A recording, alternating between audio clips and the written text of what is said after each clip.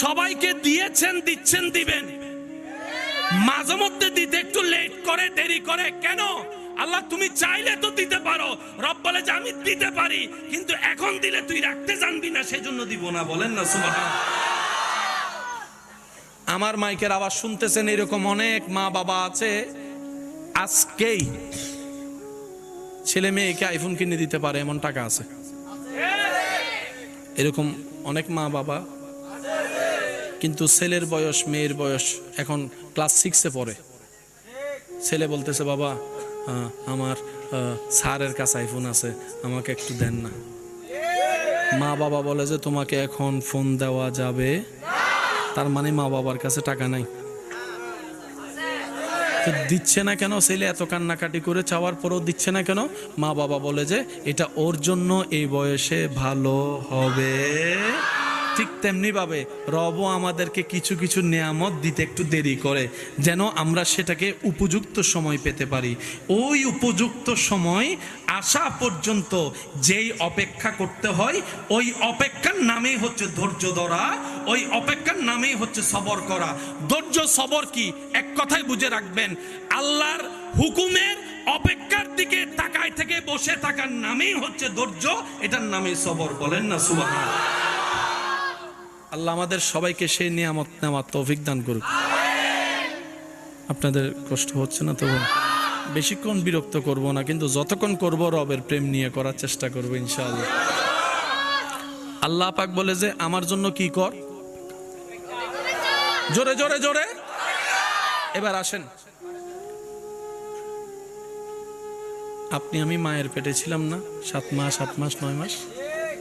প্রথম যেদিন আপনি আমি মায়ের পেটে ছিলাম, সেদিন ছিলাম 1 ফোঁটা পানি। 1 ফোঁটা কি? ওই 1 ফোঁটা থেকে পানি থেকে আজকের আমি, আজকের আপনি। কয় ফোঁটা পানি?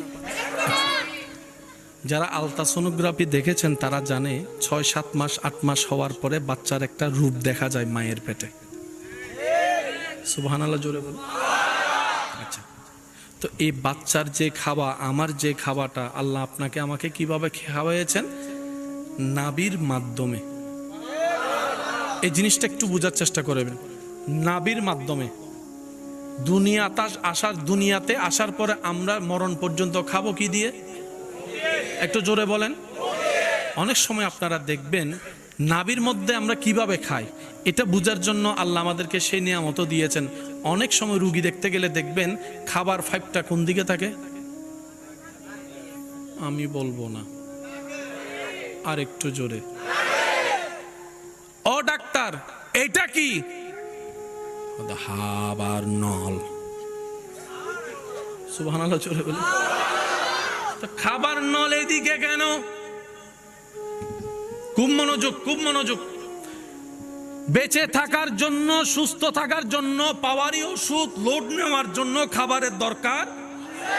অনেক সময় দেখবেন আমরাও ঘরে অসুস্থ হলে কিছু খাইতে ইচ্ছে না করলে মা বাবা মুরব্বীরা এসে কিংবা প্রিয়জনরা এসে বলে যে একটু হলে খাও, ওষুধ খাইতে হবে তো, একটু হলে খাও। কারণ খালি পেটে যদি পাওয়ারি ওষুধ যায়, খাজনার চাইতে বাজনা বেড়ে যাবে। তো খাবারটা যদি যাওয়া হয়, সে পাকস্থলিতে যখন ওষুধটা পড়ে তখন কাজটা একটু ভালোভাবে হয়। একটু খেয়াল করবেন, সারা জীবন খেলাম মুখ দিয়ে, অসুস্থ হওয়ার পরে দেখা যায় একটা নলি দিয়ে এই নাকের ভিতরে। ও ডাক্তার, নাক দিয়ে তো নিঃশ্বাসে না নিয়েছি, খাবার কেন নাক দিয়ে? ডাক্তার বলে এটাই তো রবের বড় দয়া, এটা তো রবের বড় দয়া। এমন অবস্থা হয়েছে মুখ দিয়ে খাবার গিলার ক্ষমতা ওনার কাছে নেই। আল্লাহ পাক ওনার জন্য দয়া করে অপশনাল একটা ব্যবস্থা নাকের মধ্যে করে দিয়েছেন। সেটা কি? নাকের মধ্যে গিয়ে যে নালীটা মুখের